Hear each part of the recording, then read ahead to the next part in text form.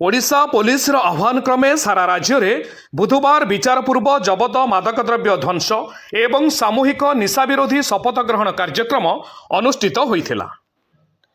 एही परिप्रेक्षी में जाजपुर जिलार टमका थाना परिसर में मध्य कार्यक्रमटी सफलतार सह आयोजित होइथिला। टमका थानार अधिकारिणी इन्स्पेक्टर विनती दास उपस्थित रही समस्तंकु निशा विरोधी शपथ पाठ कराइथिले। एही अवसर में से कहिथिले जे निशामुक्त सुस्थ और सचेतन समाज गठन में युवशक्ति भूमिका गुरुत्वपूर्ण। युवपीढ़ी निजे निशाठारु दूरे रहिबा सह अन्य मानकु मध्य सचेतन करने से आह्वान देइथिले।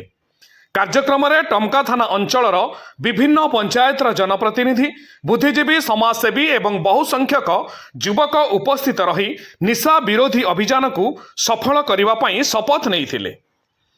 टमका थाना पक्षरु एएसआई दीप्ति शेखर दास, अमिता पंडा, हाबिलदार शरत जेना, कनेस्टेबल मलय कुमार प्रधान, राजेश बल, महेंद्र तीव, देबात राय, कार्तिक मल्लिक, बासंती सामार, सरस्वती हाइब्रू प्रमुख कार्यक्रम परिचालन में सक्रिय सहयोग करथिले। निशा विरोधी सचेतनता सृष्टि एवं निशामुक्त समाज गठन दिगरे टमका थानार एभली पदक्षेप को स्थानीय अंचल में प्रशंसा करा जायछि। टमकारु अवतार अली रिपोर्ट, महागिरी न्यूज।